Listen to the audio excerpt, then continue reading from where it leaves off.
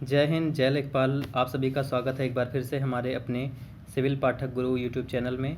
और आप सभी को यहाँ पर सारी ऑथेंटिक न्यूज़ मिलने वाली है। ये उत्तर प्रदेश लेखपाल भर्ती 8085 पदों पर जो हो रही थी उसकी कट ऑफ क्या जाएगी एग्जैक्ट। इससे ऊपर और इससे नीचे नहीं जाने की संभावना है। आप लोग वीडियो को प्लीज़ पूरा देखिएगा।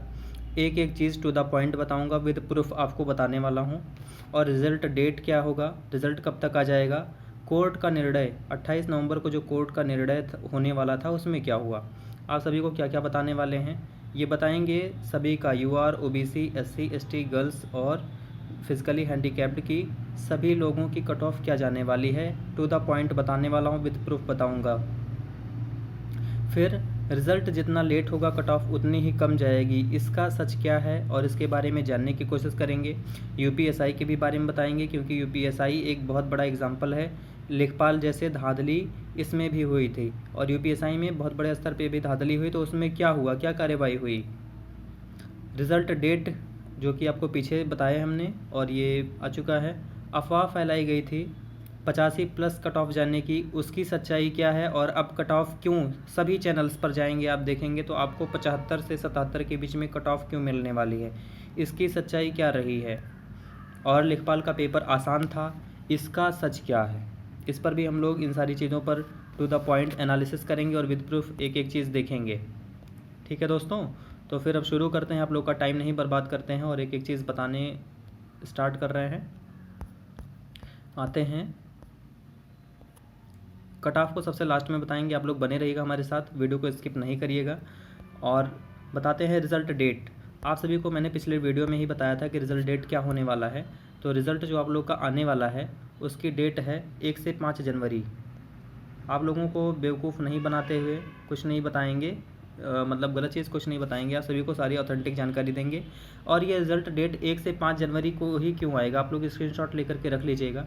इसी दिन क्यों आएगा 1 से 5 जनवरी के ही बीच में, तो उसका प्रूफ आप लोग को हम बताने वाले हैं कि जो कोर्ट की सुनवाई थी उसमें क्या हुआ। कोर्ट की सुनवाई जो होने वाली थी उसमें 28 नवंबर को आयोग को अपना उज्ज्वला क्वेश्चन के लिए एक प्रूफ या कुछ भी ला करके एविडेंस देना था कोर्ट में, जो कि हो नहीं पाया और अगली डेट लग गई है। और अगली डेट कोर्ट ने क्या लगाया है, 2 दिसंबर का। 2 दिसंबर का कोर्ट की सुनवाई में डेट लगाया गया है और जो अगली सुनवाई होगी वो 2 दिसंबर को ही होनी सुनिश्चित की गई है।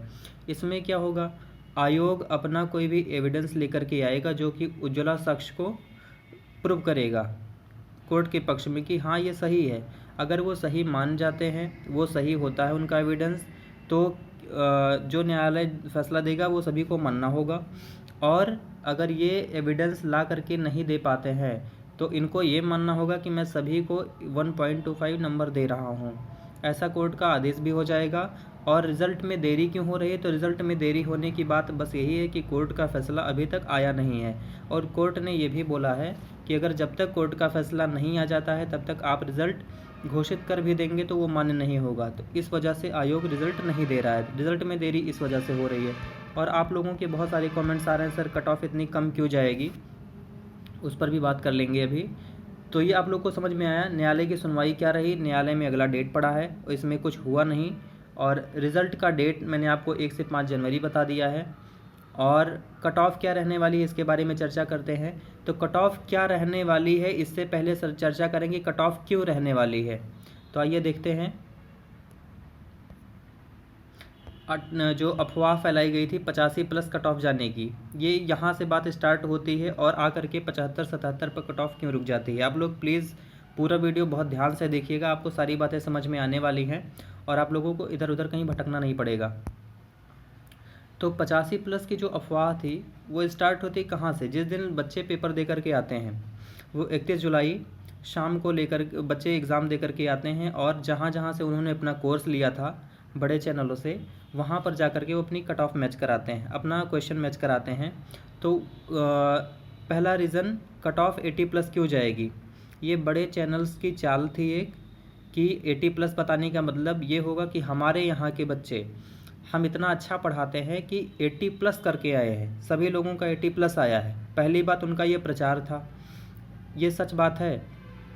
इसलिए पहले कट ऑफ 80 प्लस जा रही थी। ये तो 15,000 संदिग्ध का मामला तो बाद में आया, 15,000 संदिग्ध का मामला बाद में आया।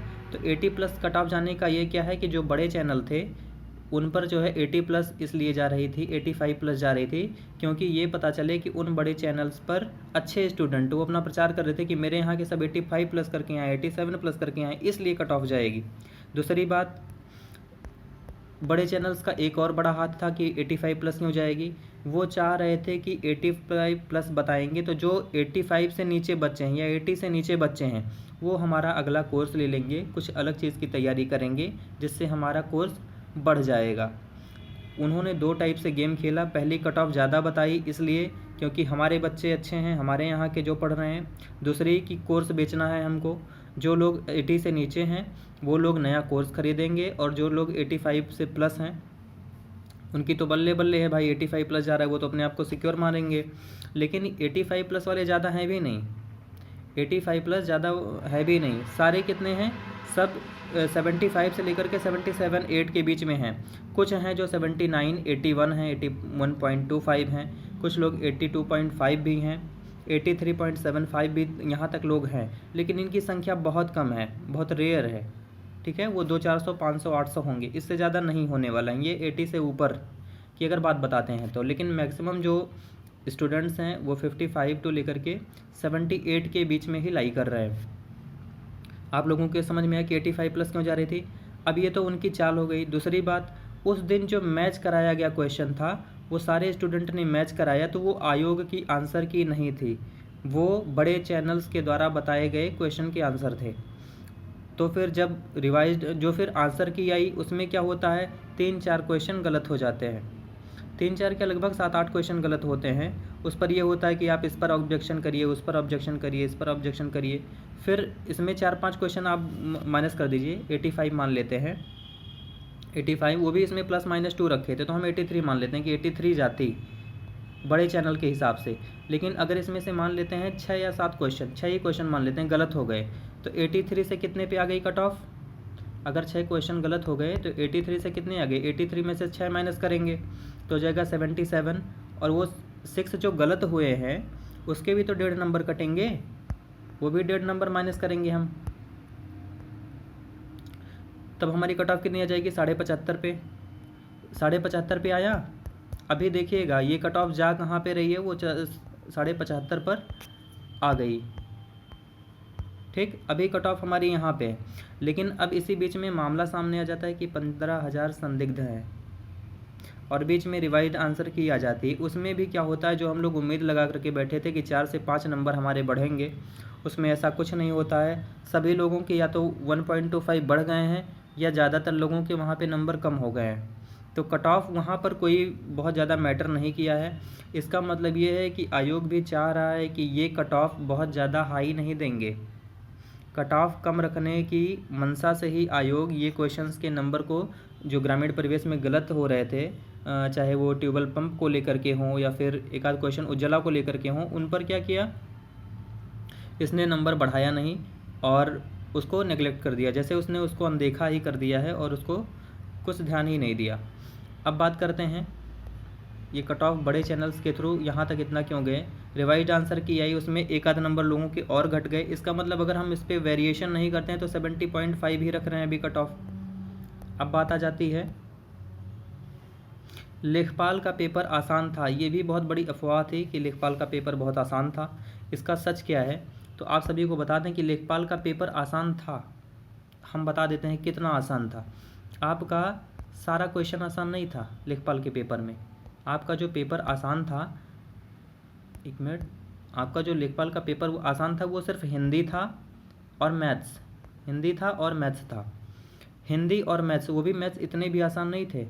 मैथ्स में भी आप बहुत करते, 20 करते हो, 4-5 में तो आपके हालत ख़राब करने वाले मैथ्स के भी क्वेश्चन थे।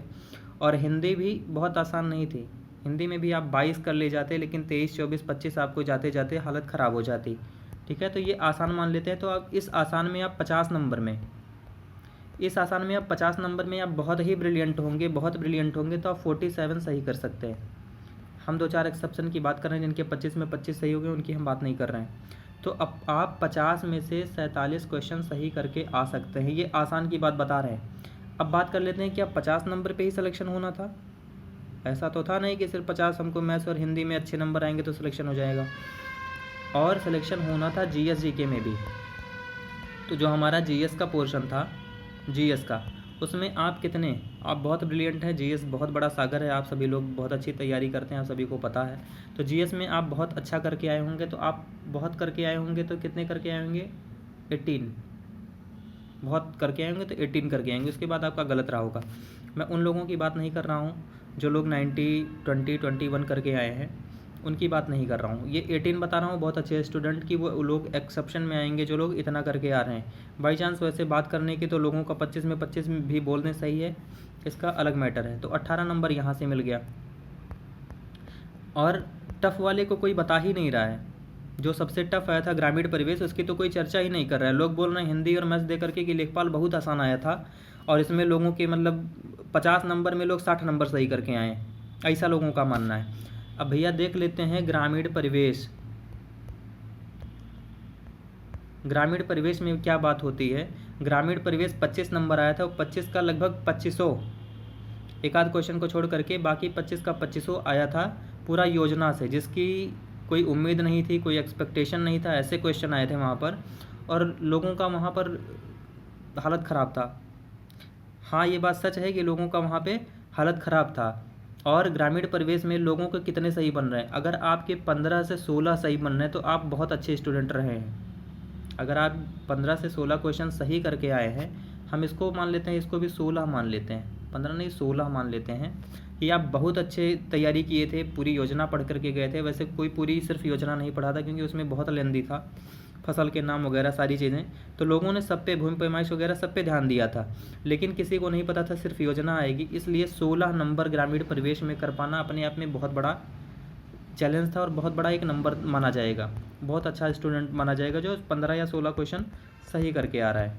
ठीक दोस्तों, तो ये रहा, पेपर आसान था, इसका सच। पेपर आसान नहीं था, सिर्फ हिंदी मैथ्स थे, वो भी कुछ पोर्शन थे, नहीं थे पूरे आसान। क्योंकि अगर आप जो एक ले लीजिए, इस पर वनों को लेकर के था एक क्वेश्चन, वो विवादित था, उस पर आयोग ने कुछ और माना।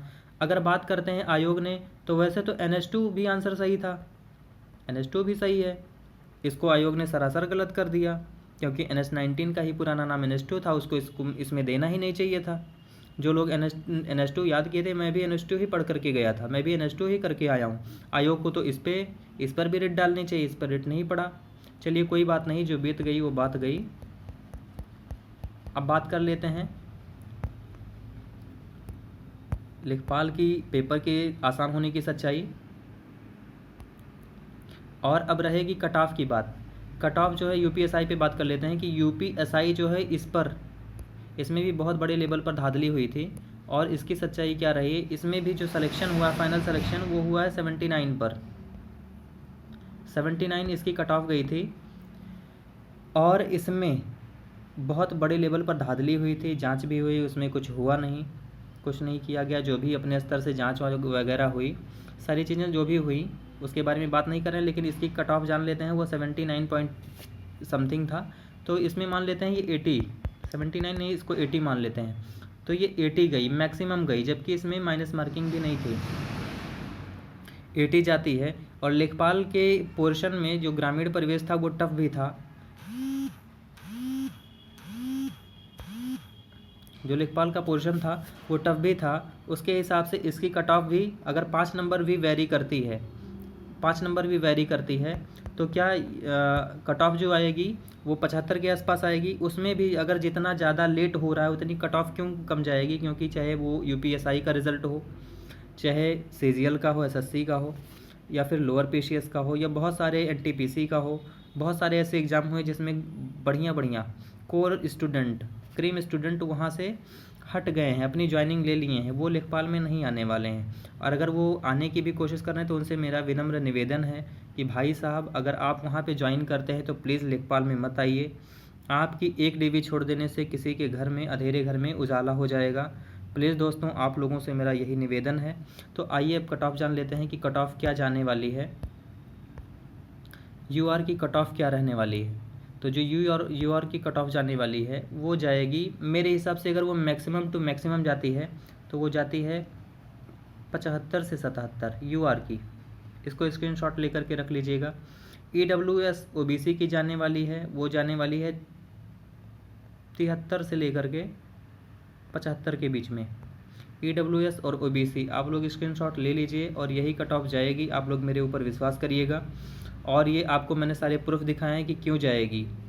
इतनी सारी बातें हमने आपको इसलिए बताई हैं। और अभी लास्ट में एक चीज़ बताने वाला हूँ कि क्यों इतनी कम गिर गई है कट ऑफ। आप लोग प्लीज़ वीडियो देखिएगा। और SC की जो जाएगी वो 70 से 72 मान लेते हैं, 70 से 73। और ST की जो जाएगी वो प्रूफ के हिसाब से जाएगा कितना, वो जाने वाला है 68 से जाएगा, 68 से 70 के बीच में, 68 से 70 के बीच में ST का जाएगा।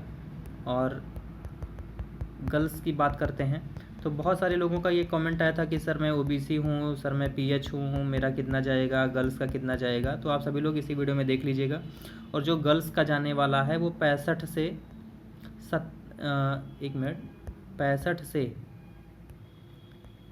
से 70 के बीच में जाने वाला है। अब आप लोग बोलेंगे सर गर्ल्स में इतनी ज़्यादा वेरिएशन क्यों है? क्योंकि गर्ल्स अलग अलग कैटेगरी की है, इसलिए 65 से 70 में बोल रहा हूँ, एक एक कैटेगरी का नहीं बता रहा हूँ। और PH की जो कट ऑफ जाने वाली है वो जाएगी 60 के अप्रॉक्स, 60 से 65 जाने वाली है, 60 से 65 जाने वाली है। ये अप्रॉक्स कट ऑफ आपकी इतनी ही जाएगी। इसमें 0.25 कल मैंने वीडियो में बोला था, 0.25 का प्लस माइनस हो सकता है, वो भी कोई चांस नहीं है। अगर वो आपका आयोग नंबर बढ़ाता है तो वहाँ पे 0.25 बढ़ सकते हैं, अदरवाइज़ कोई चांस नहीं है। ठीक है दोस्तों, तो कैसे लगी आप सभी को ये प्यारी सी वीडियो? ये सभी आप लोगों के लिए था, आप लोगों को सच्चाई बतानी ज़रूरी थी, इसलिए आप लोगों का पिछली वीडियो पर बहुत सारा प्यार मिला है। दोस्तों आशा करता हूँ कि आप लोग 2023 में बनने वाले लेखपाल होंगे और आप लोग सही ढंग से काम करेंगे बिना किसी घूस वगैरह के। और फिर जय हिंद, जय लेखपाल। Please like and share and subscribe please मेरे भाइयों।